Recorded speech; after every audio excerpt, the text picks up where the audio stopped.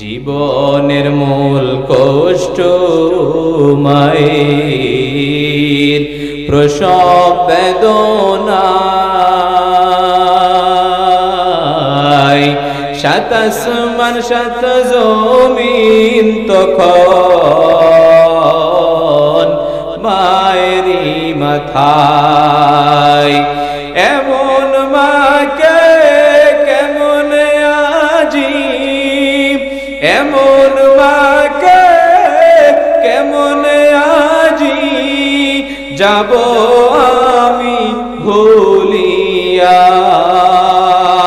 ও আমার প্রাণের মা, মা গো মা, কোথায় গেলে মোরে ছাড়িয়া। জনম দুঃখী ইয়াতীম আমি, চাই না কেহ ফিরিয়া। আমি যখন ছিলাম আমার মায়েরই উদরে, চলা ফিরা করতেন যে মায়ে কত কষ্ট করে। আমি যখন ছিলাম আমার মায়েরই উদরে, চলা ফিরা করতেন যে মায়ে কত কষ্ট করে। আমার সুন্দর মুখ দেখে মায়ের, আমার সুন্দর মুখ দেখে মায়ের ব্যথা যাইতেন ভাষায়া। ও আমার প্রাণের মা, মা গো মা, কোথায় গেলে মোরে ছাড়িয়া। জনম দুঃখী ইয়াতীম আমি, চাই না কেহ ফিরিয়া। চণ্ডীখালি এলাকার যুবক ভাই, পর্দার অন্তরালের মা ও বৃদ্ধ বাবা, একটু দিলের কানটা লাগায় শুনেন দে বাবা। এ যুবক, মায়ের মতো মমতাময়ী কেউ নাই, মায়ের মতো মমতাময়ী কেউ নাই। আজকে দেখা যায় বাবা, অনেক যুবক বড় লোক হয়ে গেছে, সন্তানকে মানুষ করার জন্য বাবা মায়ের অক্লান্ত পরিশ্রম, MBBS ডাক্তার হয়ে গেছে রে।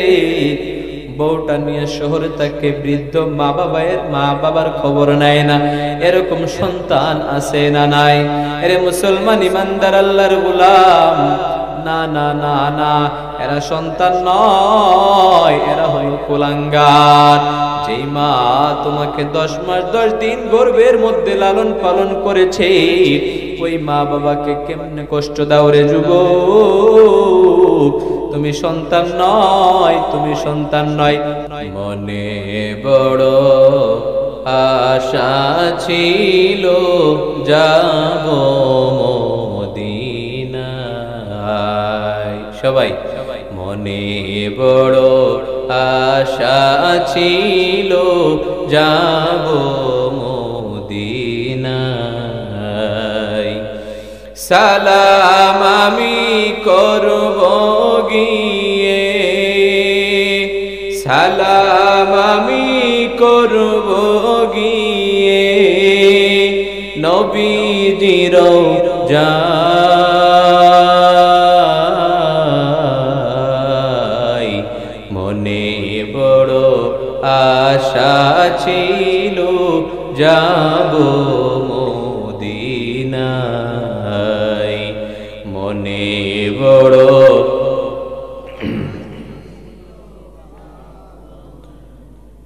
আরব সাগর পাড়ি দেব,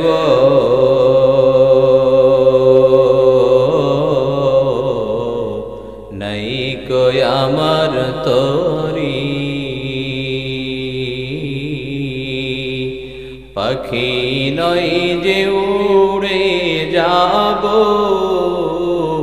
ডানাতে ভর করি আরব সাগর পাড়ি দেব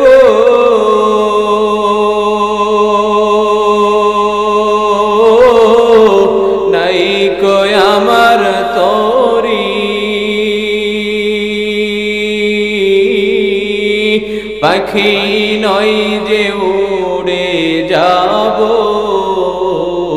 ডানাতে ভর করি আশায় আছে সম্বল নাই আশায় আছে সম্বল নাই করি কি উপায় মনে বড় আশা ছিল যাব মদিনায় মনে বড় আশা ছিল যাব মদিনায় मैं दूर हो मजबूर हो ऐ सैयद आलम मैं दूर हो मजबूर हो ऐ सैयद आलम दीदार दिखाते नहीं आवाज सुना दो दीदार दिखाते नहीं आवाज सुना दो मैं सूरत यूसुफ को नहीं चाहने वाला मैं सूरत यूसुफ को नहीं चाहने वाला मैं कैस के मानंद नहीं आशिक लैला मैं कैस के मानंद नहीं आशिक लैला मैं आशिक मौला हूँ मेरा इश्क दीवाना मैं आशिक मौला हूँ मेरा इश्क दीवाना ए जुमला जहाँ जिसकी तजल्ली से उजाला ए जुमला जहाँ जिसकी तजल्ली से उजाला আলহামদুলিল্লাহ চণ্ডীখালী ইসলামী যুব সংঘের উদ্যোগে ষষ্ঠ বার্ষিক তাফসীরুল কুরআন মাহফিলের সম্মানিত সভাপতি হাফেজ শাহিন আলম পেশ ইমাম চণ্ডীখালী পশ্চিম পাড়া বাইতুল মামুর জামে মসজিদ আমার আগে মূল্যবান আলোচনা পেশ করেছেন তরুণ উদীয়মান ওয়াইজ হযরত হাফেজ মাওলানা মুফতি আব্দুল্লাহ আল মামুন সাহেব শিক্ষা সচিব বাইতুল উলুম মহিউস সুন্নাহ কওমি মাদ্রাসা শৈলকুপা ঝিনাইদহ তার আগে গুরুত্বপূর্ণ আলোচনা করেছেন বিশিষ্ট ইসলামী চিন্তাবিদ হযরত মাওলানা ওয়াক্কাস আলী জিহাদি সাহেব ভাইস প্রিন্সিপাল জাহানারা বেগম কওমি মাদ্রাসা শৈলকুপা ঝিনাইদহ মাহফিল পরিচালনা করতেছেন হাফেজ মিরাজুল ইসলাম সাহেব ইমাম খতিব নবগ্রাম দক্ষিণ পাড়া জামে মসজিদ উপস্থিত মুআজ্জাজ মুকাররম দূর দূরান্ত থেকে আগত আল্লাহ পাকের আশিকিন জাকিরিন মুহিব্বিন মুরব্বিয়ান আওয়াম চুল পাকা দাড়ি পাকা মুরব্বী বাপজানেরা সমবয়স্ক যুবক ভাই স্নেহের ছোট ভাই পর্দার আড়ালে অবস্থানরত সম্মানিত মা ও বোনেরা সর্বোপরি শুকরিয়া সেই মালিকের যিনি হাজার হাজার লক্ষ লক্ষ মানুষের ভিড়ের মধ্য থেকে ছাঁটাই বাছাই করে ফিতনা ফাসাদ থেকে বাঁচিয়ে জান্নাতের বাগানে এসে আমাকে আপনাকে বসার তৌফিক দান করেছেন সেই রবের দরবারে শুকরিয়া আদায় করে জবান খুলে কালিমাতুশ শুকুর আদায় করি আলহামদুলিল্লাহ লক্ষ কোটি দুরুদ ও সালাম সাইয়্যিদুল মুরসালিন খাতামুন নবিয়্যিন সাইয়্যিদুস সাকালাইন ইমামুল মুরসালিন রহমাতুল লিল আলামিন ইমামুল মুরসালিন শফিঈ আযম রাসূল আকরাম সাইয়্যিদুল আরব ওয়াল আযম হাবিবে কিবরিয়া আশরাফুল আম্বিয়া মুহাম্মাদুর রাসূলুল্লাহ সাল্লাল্লাহু আলাইহি ওয়াসাল্লামের উপরে। এজন্য পবিত্র কোরআনুল কারীমের ছোট্ট একটি আয়াতে কারিমা তেলাওয়াত করেছি পয়গম্বর জনাবে মুহাম্মদুর রাসূলুল্লাহ সাল্লাল্লাহু আলাইহি ওয়াসাল্লামের অসংখ্য অগণিত অমীয় বাণী হাদিসে পাকের মধ্য থেকে ছোট্ট একটা হাদিস তেলাওয়াত করেছি। আয়াত হাদিসকে সামনে রেখে কিছু সংক্ষিপ্ত সময় ইখলাসের সাথে রুহানিয়াতের সমন্বয় সহি তরিকায় কিছু আলোচনা করব। আল্লাহ তাআলা আমাদেরকে ইখলাসের সাথে শোনার এবং আমল করার তৌফিক দান করুক। সকলে পড়ি আমিন।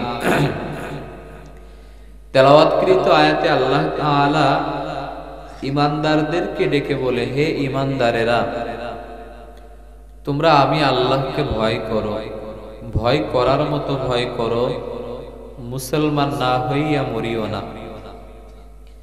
আল্লাহ তাআলা প্রথমে ঈমানদার বলে ডাক দিলেন, পরে আল্লাহ তাআলা বললেন মুসলমান না হইয়া মরিও না। এই দুইটা কথার মধ্যে একটু জটিলতা আছে না বাবা? ঈমানদার হইলাম, আল্লাহ তাআলা আবার কেন বলল মুসলমান না হইয়া মরিও না? আমরা যারা প্যান্ডেলের মধ্যে এসেছি সনাতন ধর্ম অবলম্বী কেউ আছি নাকি?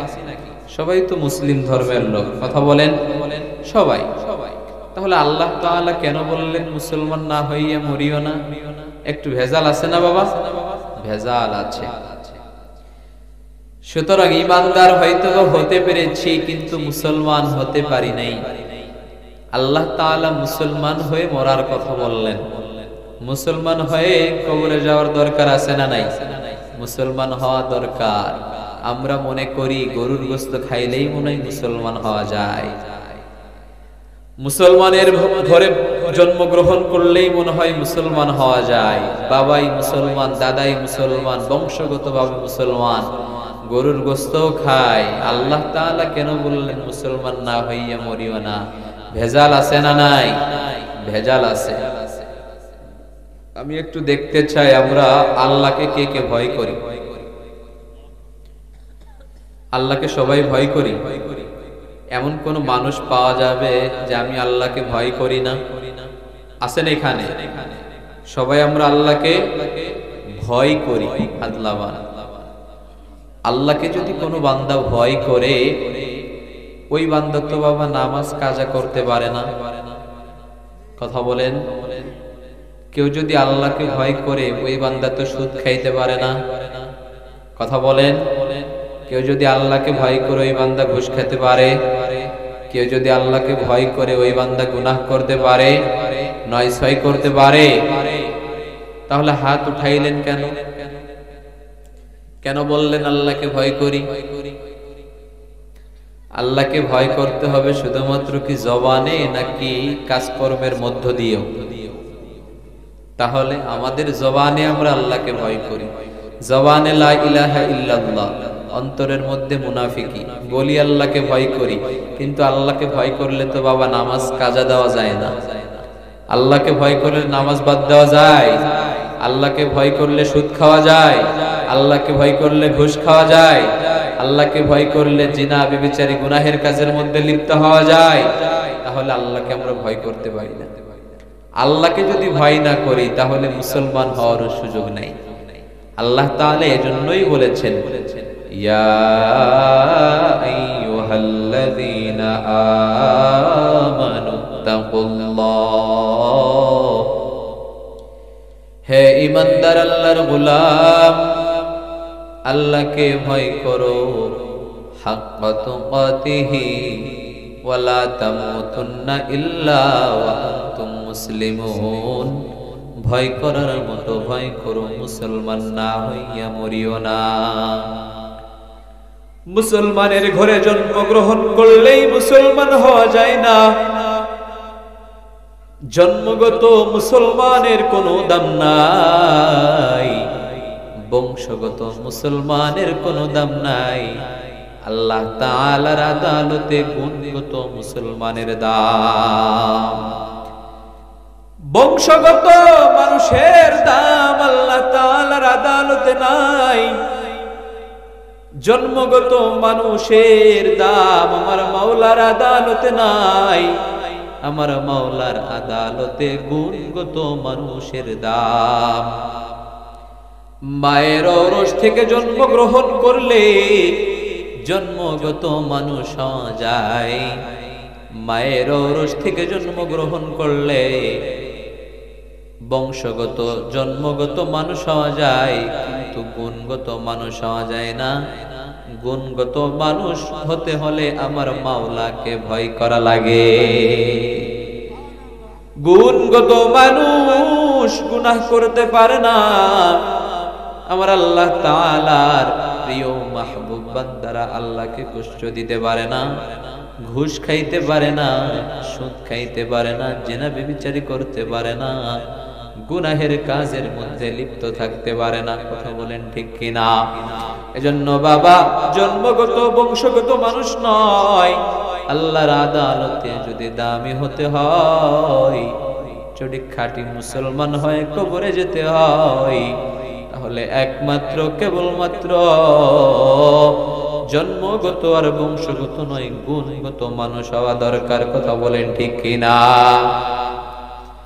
গুণগত মানুষ কেমনে হবে?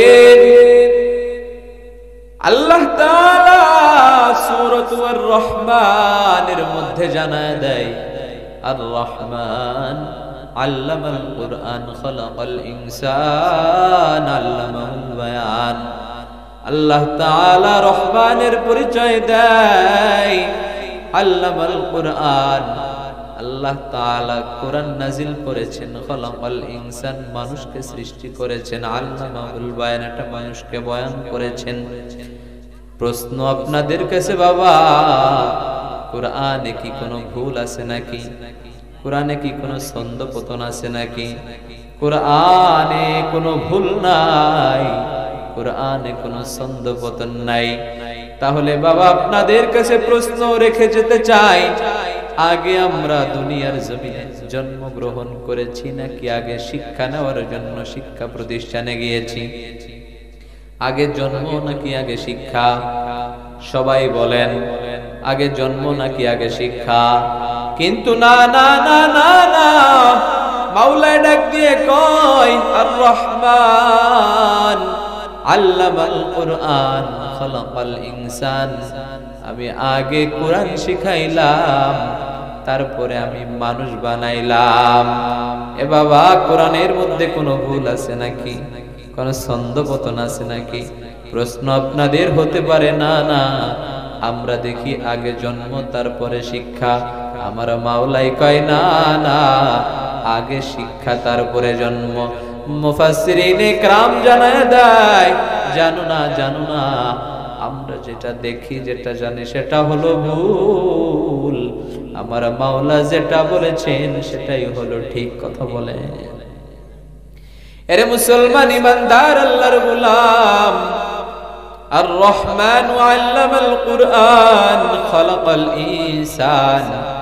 রহমানের পরিচয় দেয় আমার আল্লাহ, বলে আল্লামাল কুরআন, আমি আগে কোরআন শিখাইলাম, খালাকাল ইনসান তারপরে মানুষ বানাইলাম।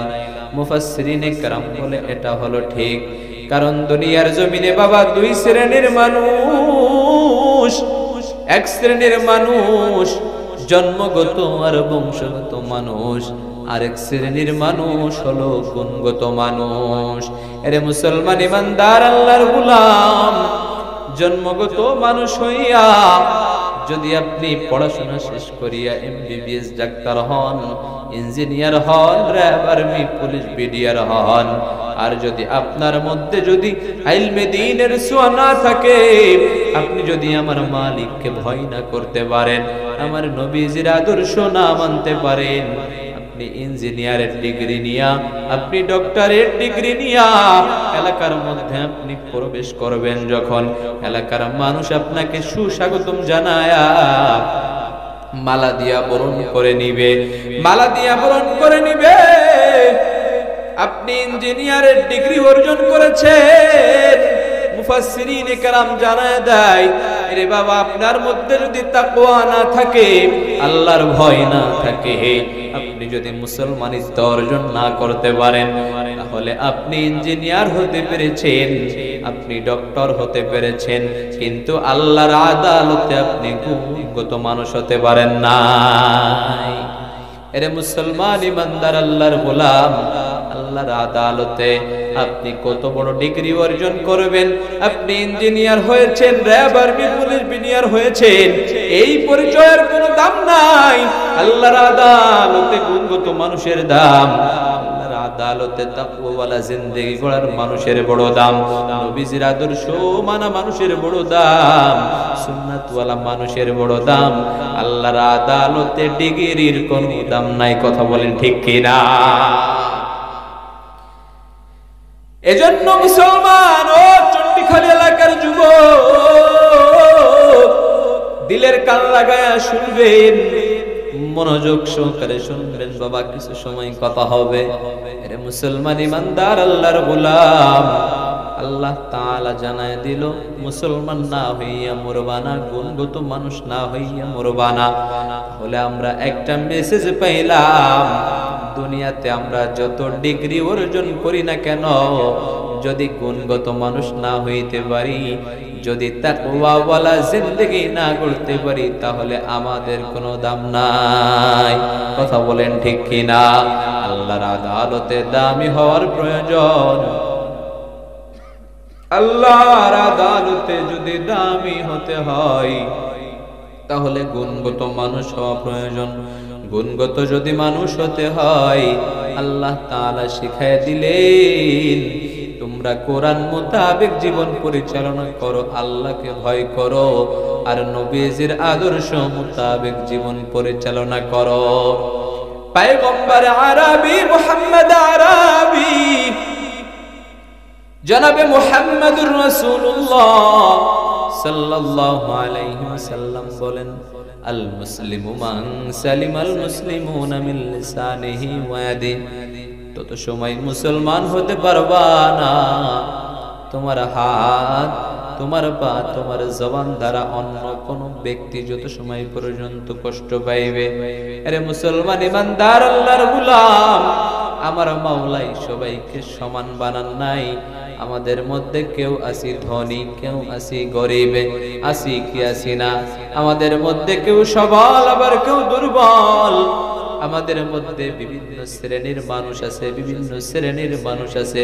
কেউ আবার অন্ধ, কেউ কানে শুনি না, কেউ আবার চোখে দেখি না, কেউ আবার লুলা হাঁটতে পারি না, কেউ আসি এভাবে রিক্সা চালক, কেউ আসি ভ্যান চালক। বিভিন্ন পেশাজীবীর মানুষ, বিভিন্ন শ্রেণীর মানুষ আমাদের মধ্যে আছে না নাই?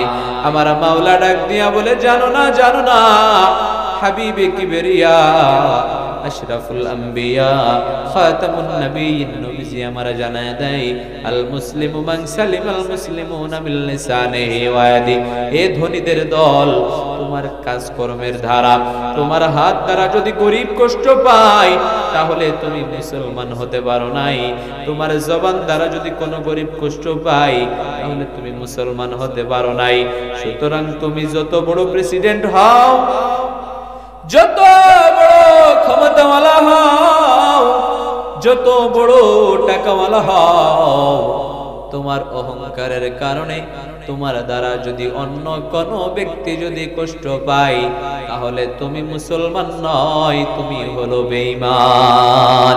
এরে মুসলমান ইমানদার আল্লাহর গোলাম, এজন্য যদি মুসলমান হতে হয় সদা সর্বদা আল্লাহকে ভয় করা লাগবে, তাকওয়াওয়ালা জিন্দেগি গড়া লাগবে, এবং আমাদের হাত, আমাদের পা, আমাদের জবান দ্বারা অন্য কাউকে কষ্ট দেওয়া যাবে, অন্য কাউকে কষ্ট দেওয়া যাবে না। এজন্য মুসলমান ইমানদার আল্লাহর গোলাম, হেদায়েতের মালিক কে? জোরে বলেন, হেদায়েতের মালিক কে? হেদায়েতের মালিক আমার আল্লাহ। আমার আল্লাহ উমরকে হেদায়েত দেয়, আবু জাহলকে হেদায়েত দেয় না। হযরত উমর এক মুনাজাতে, এক দুয়ার বরকতে হেদায়েত প্রাপ্ত হয়ে যায়, খলিফা হয়ে যায়। আবু জাহল নবীজির 13 বছরেও হেদায়েত পায় না। হেদায়েতের মালিককে বলেন খলিফাতুল মুসলিমিন হযরত ওমর। রাদিয়াল্লাহু তাআলা আনহু ওমর। এরে মুসলমান ইমানদার আল্লাহর গোলাম, হেদায়েত দেওয়ার মালিক আমার আল্লাহ। হযরতে ওমরকে ডাক দিয়া বলে, ওমর জানো না, জানো না, জানো না, আমাদের ধর্মের বিরুদ্ধে মুহাম্মদ কথা বলে, মুহাম্মদ কথা বলে। এর বডি থেকে মুহাম্মাদের গর্দানটা আলাদা করে ফেলা লাগবে। চিৎকার দিয়ে বলেন নাউজুবিল্লাহ। আরে মুসলমান ইমানদার আল্লাহর গোলাম হযরত ওমরকে ডাক দিয়া বলে, ওমর তুমি যদি মুহাম্মাদের বডির মধ্য থেকে যদি মুহাম্মাদের গর্দান আলাদা করতে পারো তাহলে তোমাকে 1000 দিরহাম পুরস্কৃত করা হবে। হযরত ওমরের মেজাজটা গরম, কথার আগে তরবারি চালাই ওমর। ওমর রাজি হয়ে গেছে। ওমর এবার রওনা করছে, মুহাম্মাদের মাথা কাটার জন্য যায়। চলতেছে চলতেছে চলতেছে, হঠাৎ মাঝপথে একজন আল্লাহর বান্দা ডাক দিয়া বলে, ওমর মেজাজটা গরম করিয়া কই যাও, মেজাজ গরম করিয়া কই যাও। ডাক দিয়া বলে, মুহাম্মদ নামে একজন লোক আছে, আমাদের ধর্মের বিরুদ্ধে কথা বলে, মুহাম্মাদের বডি থেকে মাথা আলাদা করার জন্য যায়। ওই সাহাবী ডাক দিয়া বলে, জানো না, জানো না, মুহাম্মদ কি তোমার রক্তের কোনো আত্মীয়? বলে, না না না। বলে, বেটা তোর রক্তের আত্মীয় না, মুহাম্মদকে মারার জন্য পাগল হয়ে গেছো, আর তোর রক্তের আপন নিজের বোন মুহাম্মাদের হাতে কালেমা পড়ে মুসলমান হয়ে গেছে। আর জোরে বলেন সুবহানাল্লাহ। আরে মুসলমান ইমানদার আল্লাহর গোলাম, ওমরের মেজাজটা আরো গরম হয়ে গেছে। বলে, তাই নাকি? আগে তাহলে বোনকে সাইজ করা দরকার। ওমর তরবারি নিয়ে বোনের ঘরের দরজায় টোকা দিছে, দরজায় ডাক দিয়া বলে, বোন দরজাটা খুলিয়া দাও, দরজাটা খুলিয়া দাও। বোন আর ভগ্নিপতি ঘরের মধ্যে কোরআন তেলাওয়াত করতেছিল। হযরত ওমরের গর্জন শুনিয়া ভগ্নিপতি আত্মগোপনে চলে গেছে। বোন দরজা খোলার পর ডাক দিয়া বলে, বোন তুমি নাকি মুহাম্মাদের হাতে কালেমা পড়ে মুসলমান হয়ে গেছো। বোন ডাক দিয়া বলে, আলহামদুলিল্লাহ, আমি ছিলাম জাহান্নামের আসামি, এখন আমি কালেমা পড়ে কালেমাওয়ালা মুসলমান হয়ে গেছি, জান্নাতের দিকে দৌড়াইতেছি। হযরত ওমরের মেজাজ গরম, ডাক দিয়া বলে, বোন তুমি কালেমা ফিরায়া দাও, এটা আমাদের ধর্ম নয়, আমাদের ধর্ম ইসলাম নয়, তুমি কালেমা ফিরায়া দাও। ও চন্ডিখালী এলাকার মা, দিলের কানটা লাগায়া শুনো গো মা, এলাকার যুবক ভাই দিলের কানটা লাগায়া শুনিয়া নাও। হযরত ওমর ডাক দিয়া বলে, ও বোন কালেমা ফিরায়া দাও। বোন ডাক দিয়া বলে, ভাই আমি ছিলাম ইমার্জেন্সি অসুস্থ রোগী, দামি একটা ট্যাবলেট আমি খাইলাম, এই ট্যাবলেটটা আমার শিরা উপশিরায় মিশে গেছে, এই ট্যাবলেট আর ফেরত দেওয়া সম্ভব নয়, আমি ছিলাম জাহান্নামের আসামি, কালিমার ট্যাবলেট খাইলাম, এই ট্যাবলেট আমার শিরা উপশিরায় মিশে গেছে, কালিমার ট্যাবলেট আর ফেরত দেওয়া যাবে না। এর মুসলমান ইমানদার আল্লাহর গোলাম হযরত ওমরের মেজাজ পুরো গরম, ডাক দিয়া বলে, বোন কালেমা ফিরাইয়া দাও, না হলে ক্ষতি হয়ে যাবে, আমি কিন্তু নিজেকে কন্ট্রোল করতে পারবো না। হযরত ওমরের বোনের ঈমানের পাওয়ার বাবা অনেক, ঈমানের পাওয়ার অনেক।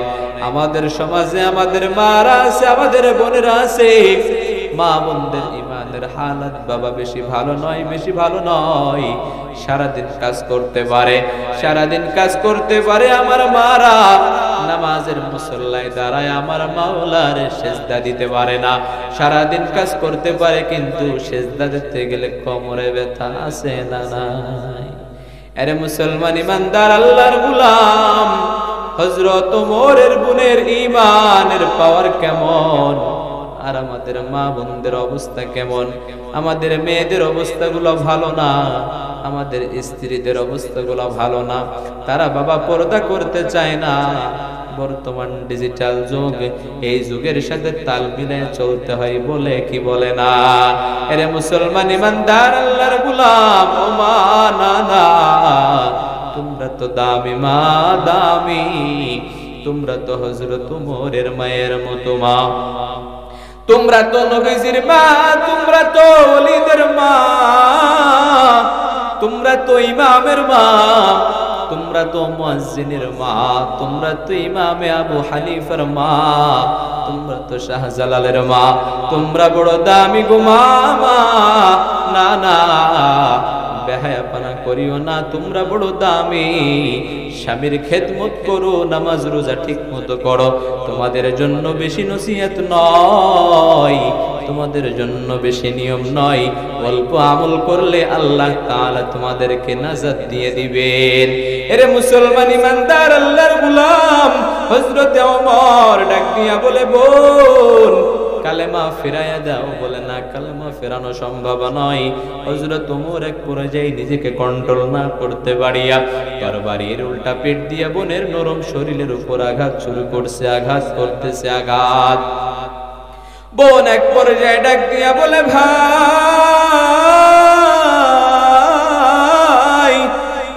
শরীর বেয়ে বেয়ে রক্ত পড়ে যায়, জমিনে রক্তগুলা বেয়ে বেয়ে বেয়ে বেয়ে পড়ে রে বাবা। বোন এক পর্যায়ে ডাক দিয়া বলে, ভাই এখানে যদি আমার মা থাকতো, যদি এখানে আমার বাবা থাকতো, একটা আঘাত আমার গায়ে লাগতে দিত না। কালেমাওয়ালা মুসলমান হওয়ার কারণে তুমি আমাকে মারো রে ভাই, তোমার কাছে আমার অনুরোধ, তুমি আমাকে মায়েরো না। এক পর্যায়ে হযরত ওমরের দিলটা নরম হয়ে গেছে রে, নরম হয়ে গেছে, মায়া লাইগা গেছে রে। ডাক দিয়া বলে, ও বোন, ওই যে বইয়ের মতো দেখা যায় ওইটা কি আমাকে বল। ডাক দিয়া বলে, ওটা তো মহাগ্রন্থ আল কোরআন, মহাগ্রন্থ আল কোরআন। সুবহানাল্লাহ। এর মুসলমান ইমানদার আল্লাহর গোলাম ওমর ডাক দিয়া বলে, আমি একটু ধরে দেখতে চাই। বলে, না না, তুমি কাফের, তুমি মুশরিক, তুমি ধরতে পারবা না।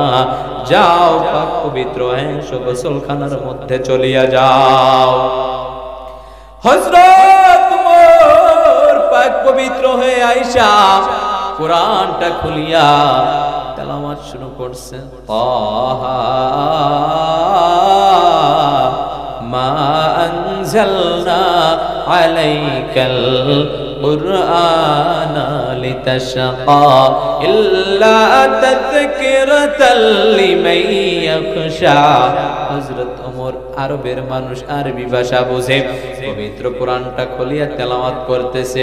আর এক পর্যায়ে ডাক দিয়া বলে, বোন এই কোরআনের তেলাওয়াত এত সুন্দর, না জানি কোরআনওয়ালা মদিনার পয়গম্বর কত সুন্দর। আরো জোরে। এরে মুসলমান ইমানদার আল্লাহর গোলাম, হযরত ওমর ডাক দিয়া বলে, বোন চলো মুহাম্মদের কাছে আমাকে নিয়ে চলো, আমার নবীর কাছে নিয়ে আমাকে চলো। এবার মাসউদের সাহাবী বোন বগ্নিপতি সহ একটা কাফেলা নিয়ে নবীজির দিকে রওনা করছে। আমার নবীজি ওইদিকে বসিয়া বসিয়া বসিয়া আল্লাহর কাছে ডাক দিয়া বলে, মালিক তুমি হযরত ওমরকে না হয় আবু জাহালকে ইসলামের জন্য কবুল করে নাও। 13 বছরের বয়ানে হেদায়েত হয় না আবু জাহাল, এক দুয়ার বরকতে কল্লা আনার জন্য যায়, হেদায়েত প্রাপ্ত হয়ে যায় হযরত ওমর। হেদায়েত দেওয়ার মালিক কে? এরে মুসলমান ইমানদার আল্লাহর গোলাম, হযরত ওমর রওনা করছে। সাহাবী ডাক দিয়া বলে, ও পয়গম্বর মুহাম্মদ, ও পয়গম্বর, হযরত ওমর আপনাকে মারার জন্য তরবারি নিয়ে আসতেছে। আল্লাহর নবী ডাক দিয়া বলে, না না, আসার জন্য জায়গা করে দাও, ওমরকে আসার জন্য জায়গা করে দাও। ওমর আমাকে মারার জন্য আসতেছে না, ও নিজেই মরার জন্য আসতেছে। হযরত ওমর ডাক দিয়া বলে, পয়গম্বর, আমি আপনাকে মারার জন্য তরবারি নিয়ে দৌড়াই, আমি আপনার গর্দান কাটার জন্য তরবারি নিয়ে দৌড়াই। এই তরবারি আমি আপনার হাতে উঠায় দিলাম, আপনি আমাকে এই তরবারি দিয়ে মারেন আর পড়ায় দেন লা ইলাহা ইল্লাল্লাহু মুহাম্মাদুর রাসূলুল্লাহ। একটু চিৎকার দিয়ে বলেন না আল্লাহু আকবার, আর জোরে বলেন আল্লাহু আকবার। হেদায়েত দেওয়ার মালিক কে? শুধু কি তাই নয় রে বাবা, তাই নয়, হযরত ওমরের বিরুদ্ধে কি পরিমাণ ভয় ঢুইকা গেছে, জাহান্নামের ভয় ঢুইকা গেছে। তাকওয়াওয়ালা জিন্দেগি তৈরি করে ফেলেছে, আল্লাহর ভয় ঢুকায় ফেলছে। মুসলমানিত্ব অর্জন করার জন্য পাগল পারা হয়ে গেছে, চেষ্টা করতেছে।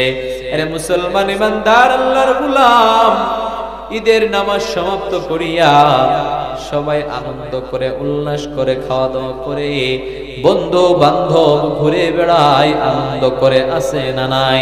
আরে মুসলমান ইমানদার আল্লাহর গোলাম, হযরত ওমর কেমন সাহাবী, কেমন আল্লাহ ভীরু হয়ে গেছে, আল্লাহর ভয় ঢুকে গেছে। তাকওয়া কিভাবে ঢুকে গেছে রে বাবা? সবাই মিলে ঈদের নামাজ পড়িয়া আনন্দ উল্লাস করে।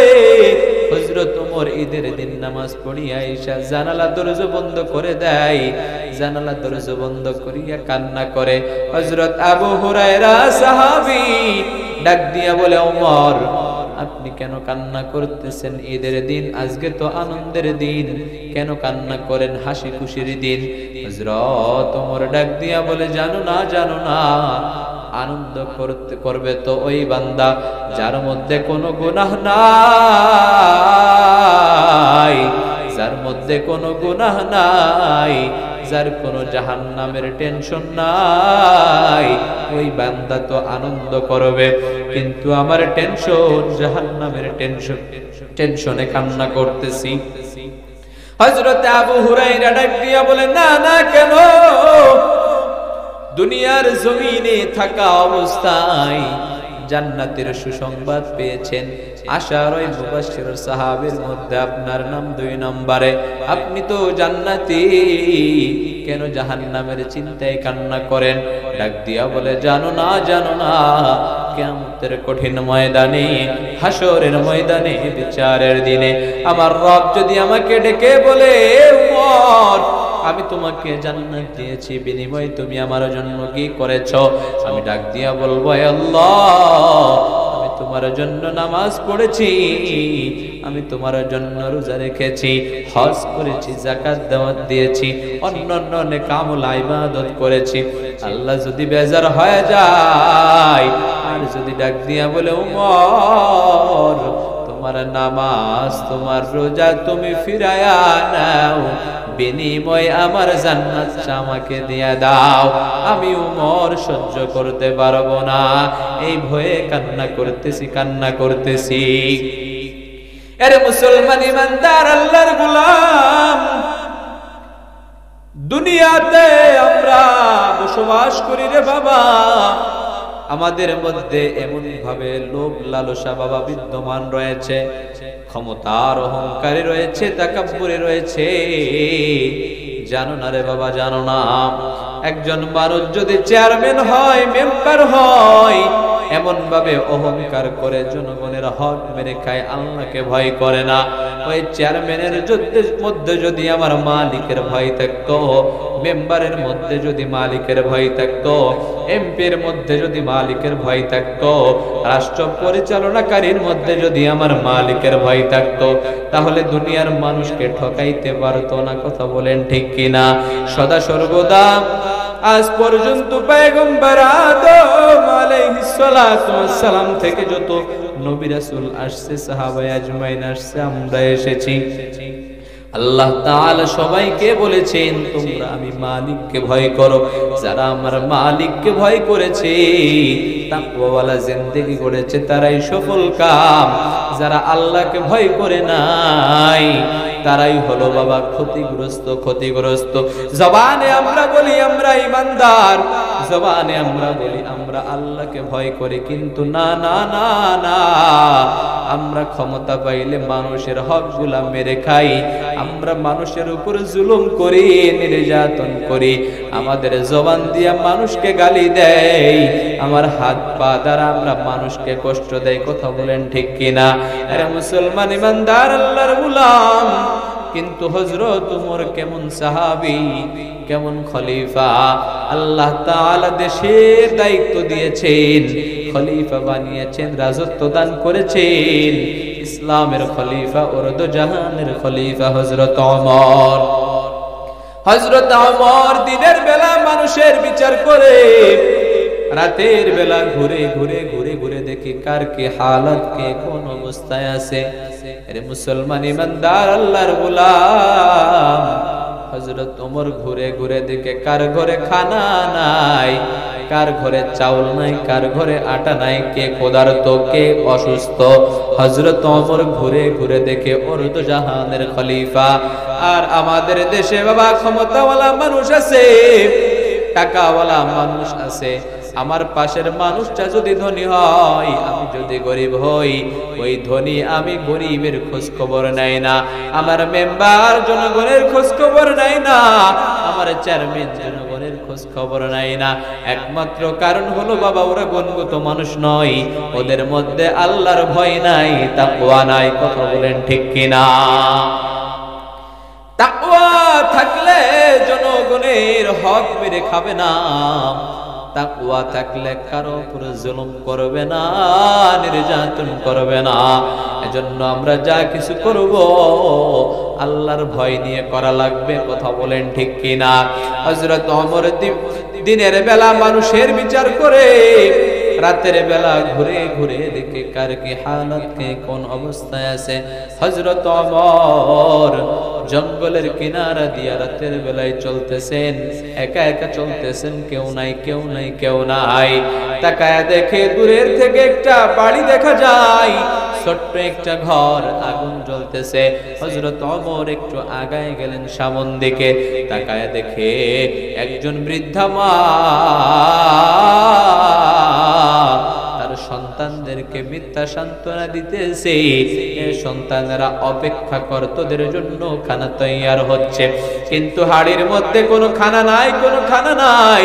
মা সন্তানদেরকে মিথ্যা সান্ত্বনা দেয়, পানি জাল দেয়, আর বলে অপেক্ষা কর, খানা তৈয়ার হচ্ছে।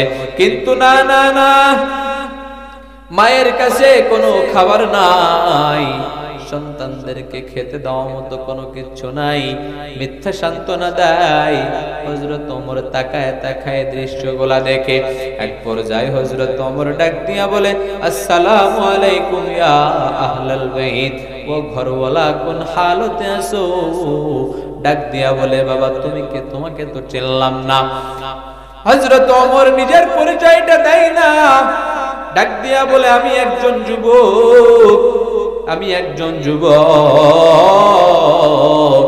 বলে কেন আসলা? বলে আমি এসেছি দেখি কোনো উপকার করতে পারি নাকি, কোনো উপকার করতে পারি নাকি। বৃদ্ধা মহিলা ডাক দিয়া বলে, জানো না জানো না, আমি শুনেছি আমাদের দেশের শাসকের নাম ওমর। আমি বৃদ্ধা মহিলা, আমার ঘরে কোনো খানা নাই, আমি খাইতে পারি না। হযরত ওমর আমার কোনো খোঁজ খবর নাই না, আমাদের দেশের বাদশা আমার কোনো খোঁজ খবর নাই না। দুনিয়ার জমিনে পারলে পারলাম, না হয় কিয়ামতের ময়দানে আমি হযরত ওমরের বিরুদ্ধে মামলা দায়ের করব। হযরত ওমর সামনে দাঁড়ানো চিনতে পারে নাই, হযরত ওমরের নিজের পরিচয়টাও দেয় নাই। আরে মুসলমান ইমানদার আল্লাহর গোলাম, হযরত ওমর এটা শুনিয়া বের হয়ে চলে গেছেন অর্থ মন্ত্রণালয়। অর্থ মন্ত্রণালয়ে যাওয়ার পর ডাক দিয়া বলে, ও খাদেম আসলাম, তুমি আমার মাথার মধ্যে একটা আটার বস্তা উঠায় দাও। সুবহানাল্লাহ। হযরত ওমর ডাক দিয়া বলে, আটার বস্তা উঠাও। খাদেম ডাক দিয়া বলে, আপনি উর্দু জাহানের খলিফা, আপনি উর্দু জাহানের শাসক, আপনার মাথায় আটার বস্তা মানায় না। না না, মানায় না। হযরত ওমর ডাক দিয়া বলে, জানো না তুমি কি চাও কিয়ামত কিয়ামতের কঠিন ময়দানে, হাসরের ময়দানে, বিচারের দিনে দায়িত্ব অবহেলা করার কারণে আমি জাহান্নামের বাসিন্দা হয়ে যাই বলে না চাই না, তাহলে তুমি আমার মাথায় আটার বস্তা উঠায় দাও। হযরত আটার বস্তা নিয়ে জঙ্গলের কিনারায় চলে গেলেন রে বাবা। ডাক দিয়া বলে, মা ঘরের মধ্যে চলে যান, ঘরের মধ্যে চলে যান। হযরত ওমর বাহিরে বসিয়া বসিয়া পানি গরম করিয়া রুটি বানায় ডাক দিয়া বলে, মা আটাও রেখে গেলাম, রুটিও রেখে গেলাম, আপনি খান আর আপনার ক্ষুধার্ত সন্তানদেরকে খাওয়ান। আমি যতটুকু খাবার দিলাম এই খাবারটা শেষ হওয়ার আগে আমি আবার খাবার পৌঁছে দিব আপনার বাড়িতে। বৃদ্ধা মহিলা ডাক দিয়া বলে, বাবা দাঁড়াও, আমি জানি না তুমি কে, আল্লাহর কাছে একটু দোয়া করে দি। আল্লাহর কাছে দুই হাত উঠায় ডাক দিয়া বলে, মালিক তুমি যদি হযরত ওমরকে ইসলামের খলিফা না বানায়া, দেশের শাসক না বানায়া, এই যুবককে বানাইতা, আমাদের দেশটা ধন্য হয়ে যাইত। সুবহানাল্লাহ। হযরত ওমর সামনে দাঁড়ানো চিনতে পারে নাই, বৃদ্ধা মহিলা সামনে দাঁড়ানো চিনতে পারে নাই। হযরত ওমর নিজের পরিচয়টা দেয় না রে বাবা, দেয় না। মা ডাক দিয়া বলে, বাবা জানো না, জানো না আমি গরিব অসহায়, আমার ঘরে খানা নাই, খানা নাই, আমার সন্তানদেরকে 3-4 দিন হলো আমি খেতে দিতে পারি না। এরে মুসলমান ইমানদার আল্লাহর গোলাম, ও যুবক, ও আমার বৃদ্ধ বাবা, পর্দার আড়ালে অবস্থানরত মা ও বোনেরা, একটু দিলের কান লাগায় শুনবেন রে মা। মারা সন্তানদেরকে কত মহব্বত করে, কত ভালোবাসে। 10 মাস 10 দিন গর্ভের মধ্যে লালন পালন করেছে, সন্তানদের প্রতি কত মায়া, কত মায়া। সন্তান যখন বাবা দুনিয়ার থেকে বিদায় হয়ে যায়, একটা মাই জানে সন্তানের জন্য কি পরিমাণ মায়া। সন্তান চলে যায় প্রবাসে বিদেশের ঘরে, 4টা বছর পর সন্তান রিং করছে বাবার টেলিফোনে, ও বাবা আমি তোমার সন্তান, 27শে রমাদানে আশা করা যায় তোমাদের সাথে সাহারি খাইব, আমি রওনা করছি। প্রবাস থেকে সন্তান রওনা করছে রে বাবা। রওনা করিয়া করিয়া ঢাকা এয়ারপোর্টে নামার পর আবার ফোন দেয় বাবার কাছে, বাবা আমি তোমার সন্তান, ঢাকা থেকে গাড়িতে উঠতেছি, টেনশন করবা না, চিন্তা করবা না। বাবা আনন্দের মধ্যে রয়েছে, আমার সন্তানকে, আমার মানিককে আমি 4টা বছর পর কোলে পাইব, দেখতে পাবো, মুলাকাত হবে। জনম দুঃখিনী মা অপেক্ষায় রয়েছে, আমার সন্তানকে আমি দেখতে পাবো, মুলাকাত হবে। আমার সন্তানের মুখে আমি 4টি বছর পর মা ডাক শুনব। ভাইয়েরা অপেক্ষায়, বোনেরা অপেক্ষায়। সন্তান এবার ঢাকা থেকে রওনা করছে। ঢাকা থেকে গাড়িটা চলে যাবে বাবা ঝিনাইদহ, কুষ্টিয়া। যদি বাবা ওই ফরিদপুরে আইসা গাড়িটা অ্যাক্সিডেন্ট হয়ে যায়, আর সন্তান যদি দুনিয়ার থেকে বিদায় হয়ে যায়, সন্তানের ফোনে রিং আসবে বাবা, বাবাই কল রিসিভ করিয়া ডাক দিয়া বলবে, বাবা এটা তো আমার সন্তানের ফোন, কিন্তু কণ্ঠটা তো আমার সন্তানের নয়, তুমি কে বাবা? ডাক দিয়া বলবে, বাবা আপনি এখনো বাড়িতে, আপনার সন্তান সাদা কাফনের প্যাকেট হয়ে গেছে, সাদা কাফনের প্যাকেট হয়ে গেছে। আসেন আপনার সন্তানকে খুঁজে বের করেন, আপনার সন্তান দুনিয়াতে আর নাই। বাবা এমন একটা দৌড় দিছে, মা মনে করতেছে সন্তান মনে হয় কাছাকাছি চলে এসেছে, এজন্য মনে হয় বাবা দৌড়াই, কিন্তু না রে মুসলমান, না না। মা ডাক দিয়া বলে, জানো না, জানো না তোরা সবাই কোথায়, রেডি হ, সন্তান কাছাকাছি চলে এসেছে। বাবা ডাক দিয়া বলে, ও সন্তান কোলের মধ্যে নিয়া দুনিয়ার থেকে বিদায় হয়ে গেলে তোর মা কত পিঠা পুলি তোর জন্য বানিয়েছে, 4টা বছর পর দেখা হবে, তোর মা অপেক্ষামান। কেন বাবা বিদায় হয়ে গেলি, কেন বাবা চলে গেলি, সহ্য করতে পারে না।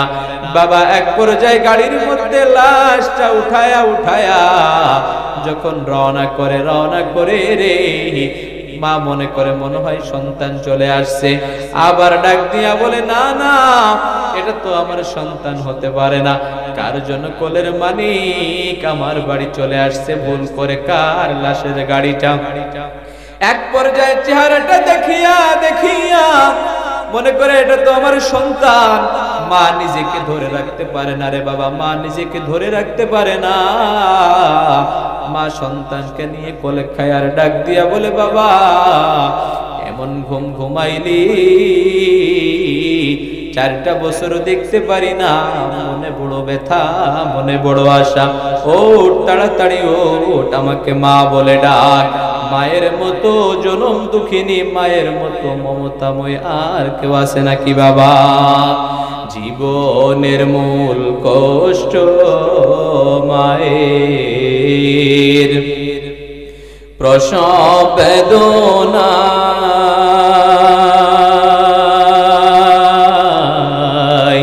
সাত আসমান সাত জমিন তখন মায়েরই মাথায়। জীবনের মূল কষ্ট মায়ের, প্রসব বেদনা সাত আসমান সাত জমিন তখন মায়েরই মাথায়। এমন মাকে কেমন আজি, এমন মাকে কেমন আজি যাব আমি ভুলিয়া। ও আমার প্রাণের মা, মা গো মা, কোথায় গেলে মোরে ছাড়িয়া?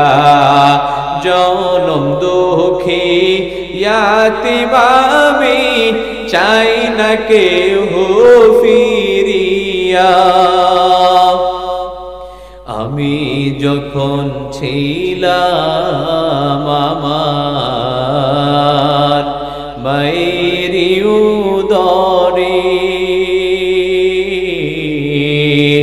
চলা ফিরা করতেন যে মায়ে, কত কষ্ট করে। আমি যখন ছিলাম আমার মায়েরই উদরে, চলা ফিরা করতেন যে মায়ে, কত কষ্ট করে। আমার সুন্দর মুখ দেখে মায়ের, আমার সুন্দর মুখ দেখে মায়ের, ব্যথা যাইতেন ভাষায়া। ও আমার প্রাণের মা, মা গো মা, কোথায় গেলে মোরে ছাড়িয়া? জনম দুঃখী ইয়াতীম আমি, চাই না কেউ ফিরিয়া।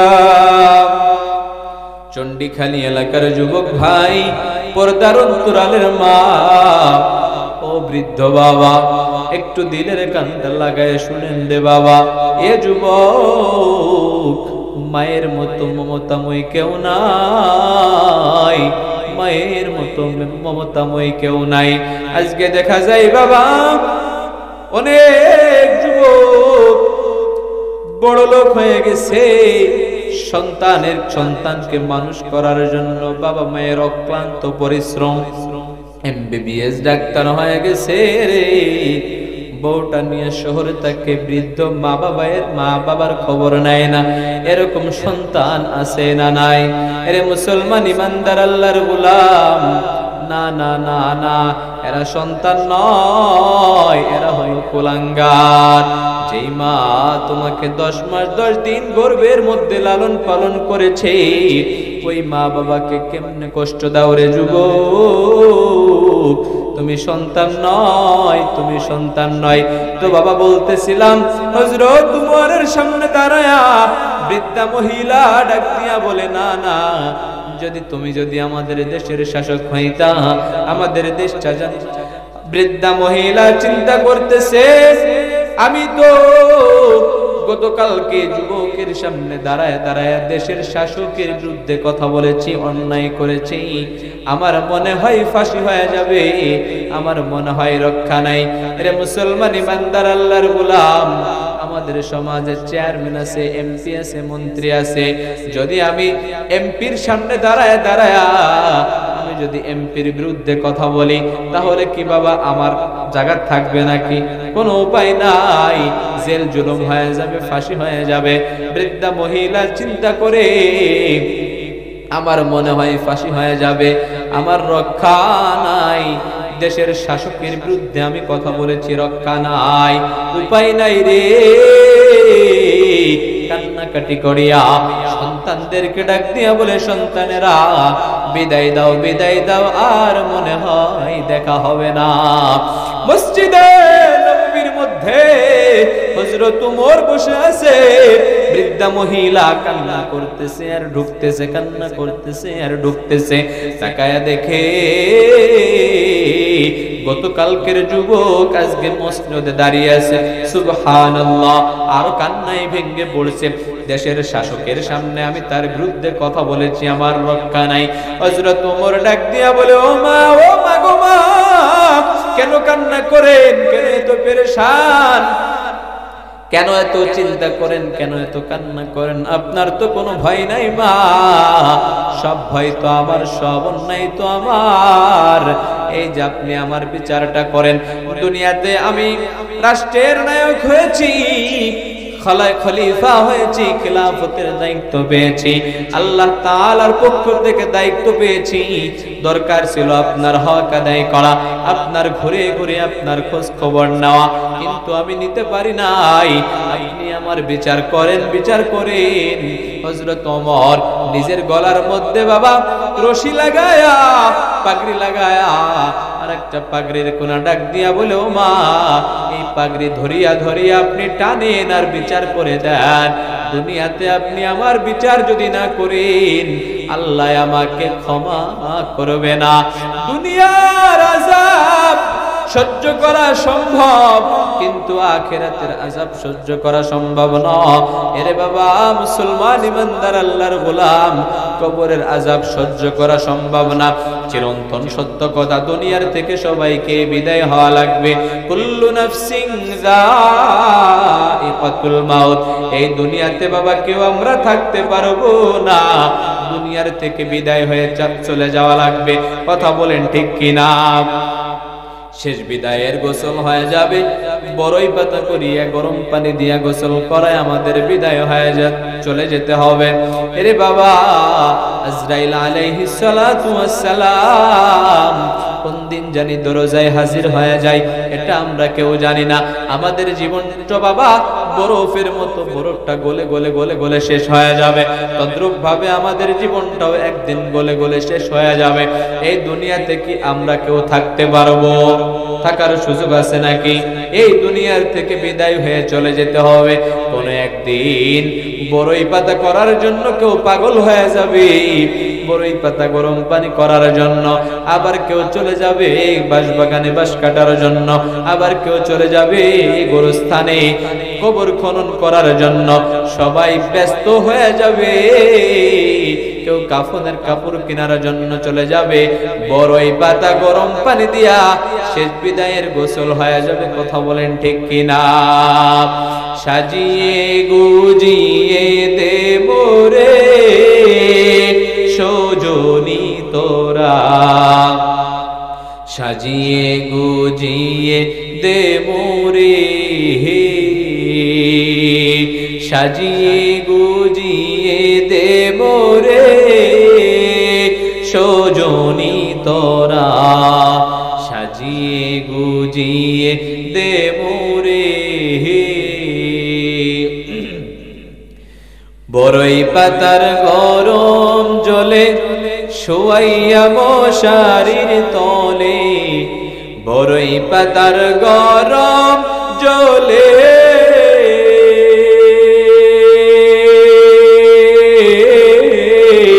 বড়ই পাতার গরম জলে শোয়াইয়া মশারির তলে আতর গোলাপ চন্দন মেখে দে সজনী তোরা সাজিয়ে গুজিয়ে দে মোরে সাজিয়ে গুজিয়ে দে মোরে সজনী তোরা সাজিয়ে গুজিয়ে দে মোরে এত রঙিন এত কাপড় কিছুই ভালো লাগে না মোর এত রঙিন এত কাপড়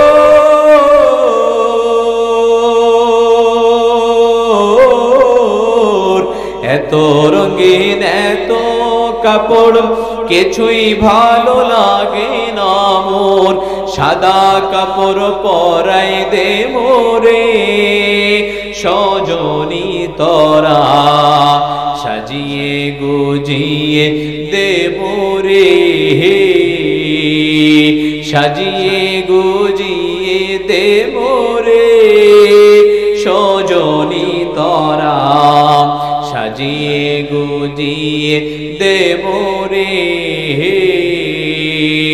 কুল্লু নাফসি যায়িকাতুল মাউত দুনিয়ার থেকে সবাইকে মৃত্যুর স্বাদ গ্রহণ করতে হবে পলায়ন করার কোনো সুযোগ নাই পলায়ন করে কেউ আমরা বাঁচতে পারবো বাঁচার কোনো সুযোগ নাই রে বাবা ও চন্ডিখালী এলাকার যুবক ভাই ও পর্দার আড়ালের মা ও বৃদ্ধ বাবা দিলের কান লাগায় শুনিয়ে নেন এই দুনিয়ার থেকে চিরবিদায় নিয়ে চলে যেতে হবে আমার মাওলা ডাক দিয়া বলে ইয়া মালাকুল মাউত আজরাইলকে ডাক দিয়া বলে আজরাইল যাও দুনিয়ার থেকে সমস্ত মানুষের রূহ কবজ করে ফেলো মাওলা পাকের অর্ডার হয়ে যাবে আল্লাহ তাআলার অর্ডার পাইয়া সমস্ত মানুষের রূহ কবজ করে ফেলবে আমার মাওলাই ডাক দিয়ে কয় ইয়া মালাকুল মাউত আখবিরনি মাইয়া বাকা আর কে বাকি আছে বলো মালাকুল মাউত আজরাইল ডাক দিয়া বলে আল্লাহ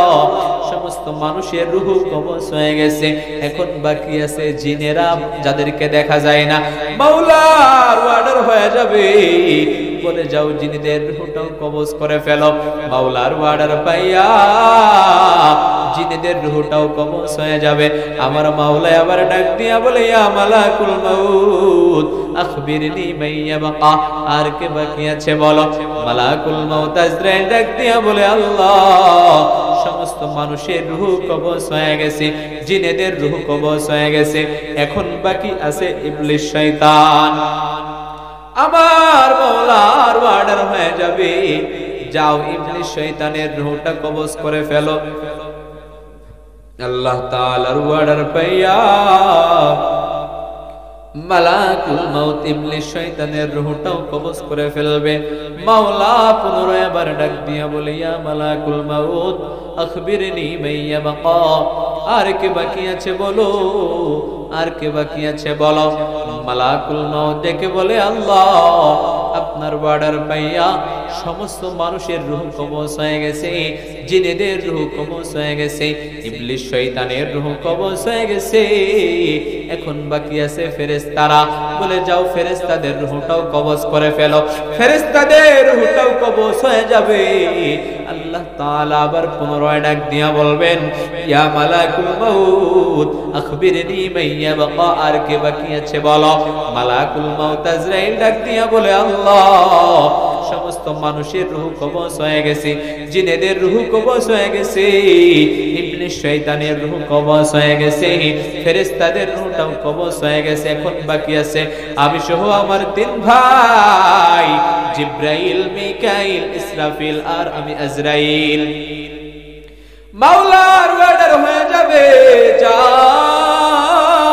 যাও জিব্রাইল মিকাইল ইসরাফিলের রূহটাও কবজ করে ফেলো। আল্লাহ তাআলার অর্ডার পাইয়া জিব্রাইল মিকাইল ইসরাফিলের রূহটাও কবজ হয়ে যাবে। আমার মাওলা পুনরায় ডাক দিয়া বলে, ইয়া মালাকুল মাউত আখবিরনি মাইয়া বাকা, আর কে বাকি আছে বলো। মালাকুল মাউত যাকে বলে আল্লাহ, সমস্ত মানুষের রূহ কবজ হয়ে গেছে, জিনেদের রূহ কবজ হয়ে গেছে, শয়তানের রূহ কবজ হয়ে গেছে রে, ফেরেশতাদের রূহ কবজ হয়ে গেছে, জিব্রাইল মিকাইল ইসরাফিলের রূহ কবজ হয়ে গেছে। এখন বাকি আছি আমি আজরাইল আর আপনি। আল্লাহ একটু চিৎকার দিয়ে বলেন আল্লাহু আকবার, আর জোরে বলেন আল্লাহু আকবার। এর মুসলমান ইমানদার আল্লাহর গোলাম, কেউ নাই, কেউ নাই আসমানের নিচে জমিনের উপরে কেউ নাই, শুধুমাত্র আজরাইল। আল্লাহ তাআলার অর্ডার হয়ে যাবে, যাও এবার তুমি মরো। আজরাইল ঘাম বের হইতে থাকিবে, খিঁচুনি ছুটে যাবে, পাগল পারা হয়ে যাবে। আজরাইল ডাক দিয়া বলে, আল্লাহ আমি মনে করেছি দুনিয়ার থেকে সবাইকে মৃত্যুর স্বাদ গ্রহণ করা লাগবে, শুধুমাত্র আমি আজরাইল আর আপনি আল্লাহ থাকবো মনে হয়, কিন্তু না না না, থাকার সুযোগ নাই, সুযোগ নাই। আল্লাহ তাআলার অর্ডার হয়ে যাবে, যাও এবার তুমি মরো। জান্নাত জাহান্নামের মাঝখানে জায়গায় দাঁড়ায়া আজরাইল বিকট একটা আওয়াজ ঘটিয়ে আজরাইল নিজেও মৃত্যুবরণ করবে। ডানেও কেউ নাই, বামেও কেউ নাই, সামনেও কেউ নাই, পিছনেও কেউ নাই, আসমানের নিচে জমিনের উপরে আর কেউ নাই বাবা, আর কেউ নাই, আর কেউ নাই। আল্লাহ তাআলা ডাক দিয়া বলে, লিমানিল মুলকুল ইয়াউম লিল্লাহিল ওয়াহিদিল কাহ্হার। কই রে ধন সম্পদ ওয়ালারা, কই রে ক্ষমতা ওয়ালারা, কই রে টাকা পয়সা ওয়ালারা, আয় আয় আয়। আর তোদের রাজত্ব নয়, ওই দিন একজনের রাজত্ব চলবে, তিনি কে? আল্লাহ আল্লাহ কে মুবারক নাম হ্যায় আল্লাহ, আল্লাহ আশিকু का काम है, या इलाही मुझसे मुझको दूर कर, ताकि देखो मुझ में तुझको एक नजर। या इलाही तू मेरा महबूद है, या इलाही तू मेरा माशूक है। बुजुर्गों की नहीं हमको जरूरत, गुलाम अपना बना ले ऐ खुदा। आज केनो पृथ्वी चालागे तो सुंदर সে কোন রূপকারে সাজালো এ চরাচর, এসে কোন রূপকারে সাজালো এ চরাচর। সবাই একসাথে, আজ কেন পৃথিবী চালাগে তো সুন্দর, এসে কোন রূপকারে সাজালো এ চরাচর, এসে কোন রূপকারে সাজালো এ চরাচর। চারিদিকে নবরূপে করে ধরা ঝলমল, সেই রূপ দেখে হয় আখি দয় সুশীতল, আখি দয় সুশীতল, আখি দয় সুশীতল। কেটে গেছে কুচিত নিশীতের প্রহর, এসে কোন রূপকারে সাজালো এ চরাচর, এসে কোন রূপকারে সাজালো এ চরাচর। বনে বনে ফুটে ফুল করে পাখি কলরব, সবখানে কেন এত আয়োজন উৎসব, আয়োজন উৎসব, আয়োজন উৎসব গুঞ্জনে মুখরিত গোটা মরু প্রান্তরে সে কোন রূপকারে সাজালো এ চরাচর এসে কোন রূপকারে সাজালো এ চরাচর আজ কেন পৃথিবীটা লাগে তো সুন্দর সে কোন রূপকারে সাজালো এ চরাচর এসে কোন রূপকারে সাজালো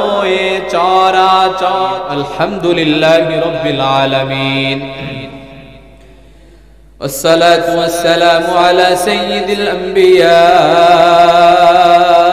والمرسلين وعلى آله وأصحابه أجمعين ربنا ظلمنا أنفسنا وإن لم تغفر لنا وترحمنا لنكونن من الخاسرين ربنا آتنا في الدنيا حسنة وفي الآخرة حسنة وقنا عذاب النار আয় আল্লাহ চন্ডিখালী যুব সংঘের উদ্যোগে মাহফিলের আয়োজন করা হয়েছে কুদরতের নজর দিয়ে তাকায়া দেখো না ও মালিক অনেক যুবক ভাই হাত উঠাইছে বৃদ্ধ বাবাজিরা হাত উঠাইছে পর্দার আড়ালের মারা হাত উঠাইছে মাসুম বাচ্চারা হাত উঠাইল হাফেজ আলেমরা হাত উঠাইল আয় আল্লাহ যার হাতখানা পছন্দ হয় তার হাতের ওসিলা করে আপনি আমাদের জিন্দেগীর সমস্ত গুনাহগুলো ক্ষমা করে দেন আয় আল্লাহ কুদরতের নজর দিয়ে তাকায়া দেখেন আমাদের মধ্যে অনেকের জনম দুঃখিনী মা নাই অনেকের বাবা নাই দাদা নাই দাদি নাই নানা নাই নানি নাই আত্মীয় স্বজন পাড়া প্রতিবেশী অনেকে দুনিয়ার থেকে বিদায় হয়ে চলে গেছে রে মালিক আয় আল্লাহ মাহফিলের ওসিলা করিয়া সমস্ত কবরবাসীর আযাবগুলো আপনি maaf করে দেন আয় আল্লাহ কবরখানা জান্নাতুল ফিরদাউস দান করে দেন আয় আল্লাহ আমরা জেনে না জেনে বুঝে না বুঝে গোপনে প্রকাশ্যে শিরক বিদআত সগীরা কবিরা হাতের গুনাহ পায়ের গুনাহ জবানের গুনাহ চোখের গুনাহ এমন কোন গুনাহ নাই করি নাই রে মালিক গুনাহ করতে করতে অন্তরটা নাপাক হয়ে গেছে দিলটা নাপাক হয়ে গেছে আপনি রহমান আপনি রহিম রহমান রহিম নামের ওসিলা করিয়া আপনি আমাদের জিন্দেগীর সমস্ত গুনাহগুলো ক্ষমা করে দেন আপনার রহমত বরকত দ্বারা আমাদেরকে পাক পবিত্র বানায় দেন আয় আল্লাহ গুনাহ মুক্ত জীবন গড়ার তৌফিক দান করে দেন আয় আল্লাহ দিলের মধ্যে হেদায়েতের নূর জ্বালায় দেন আয় আল্লাহ ঘরে ঘরে কোরআন সুন্নাহর বাতি জ্বালায় দেন তাকওয়া ওয়ালা জিন্দেগি গড়ার তৌফিক দান করে দেন জন্মগত মানুষ নয় বংশগত মানুষ নয় গুণগত মানুষ হওয়ার তৌফিক দান করে দেন খাঁটি মুসলমান হয়ে কবরে যাওয়ার তৌফিক দান করে দেন আয় আল্লাহ মাহফিল যারা আয়োজন করেছে বুদ্ধি দিয়েছে শ্রম দিয়েছে পরামর্শ দিয়েছে অর্থ দিয়েছে সকলকে আপনি কবুল করে নেন জানে মালে বরকত দিয়ে দেন হায়াতের মধ্যে বরকত দিয়ে দেন আয় আল্লাহ অনেক ভাই 10,000 টাকা দান করলো 5,000 টাকা দান করলো 2,000 1,000 500 যে যা পেরেছে দান করেছে আয় আল্লাহ সকলের দানগুলো কবুল করে নেন দানের ওসিলা করিয়া মনের নেক আশাগুলো পূরণ করে দেন আয় আল্লাহ আপনি আমাদেরকে 5 ওয়াক্ত নামাজিওয়ালা বানায় দেন আয় আল্লাহ বেশি বেশি করিয়া নেক আমল করার তৌফিক দান করে দেন বদ আমল থেকে বেঁচে থাকার তৌফিক দান করে দেন সকলের হাজতগুলো পূরণ করে দেন আয় আল্লাহ আপনি রহমান আপনি বাদে কোনো ইলাহ নাই, কোনো মাবুদ নাই, কার কাছে চাইব? সকলেরই দরজা হইতে ফিরিয়া আপনার দরওয়াজায় রইলাম পড়িয়া। ও মালিক, আপনি ছাড়া আমাদের কেউ নাই। আপনি রহমান, আপনি রহিম, মেহেরবানি করে আমাদেরকে মাফ করে দেন। আয় আল্লাহ, 1 মিনিটের মধ্যে বিভিন্ন দেশের খবর নেওয়া যায়, কিন্তু মাত্র 3.5 হাত মাটির নিচে কি হয় জানি না। মেহেরবানি করে আল্লাহ সমস্ত কবরবাসীর আযাব মাফ করে দেন। আমরা সহ্য করতে পারবো না, আমাদেরকে আপনি মাফ করে দেন। সামান্য একটা পিপিলিকার কামড় সহ্য করতে পারি না। মশার কাছেও আমরা দুর্বল। এই দুর্বল শরীর নিয়ে জাহান্নামে পড়তে পারবো না। আয় আল্লাহ, গুনাহ মুক্ত করে দেন। আয় আল্লাহ, আমাদের সকলের হাজতগুলো আপনি পূরণ করে দেন। মাহফিলকে কবুল করে নেন। আয় আল্লাহ, ভুল ত্রুটি ক্ষমা করে দেন। আলোচনার ভুল ত্রুটি ক্ষমা করে দেন। আয় আল্লাহ, যে আলোচনা হলো মাগরিব থেকে নিয়ে পর্যন্ত, আয় আল্লাহ বেশি বেশি করিয়া মানুষকে আলোচনার উপর আমল করার তৌফিক দান করে দেন। আয় আল্লাহ, আব্দুল্লাহ আল মামুন ভাই দোয়া চেয়েছে। আয় আল্লাহ, আমার ভাইকে কবুল করে নেন, সারা বিশ্বময় কবুল করে নেন। আয় আল্লাহ, যুবক ভাইয়েরা আয়োজন করেছে, আরো অনেক যুবক ভাইয়েরা আয় আল্লাহ দোয়া চেয়েছে। আয় আল্লাহ, সকলের মনের নেক আশা পূরণ করে দেন। আয় আল্লাহ, বেশি বেশি করিয়া নেক আমল করার তৌফিক দান করে দেন।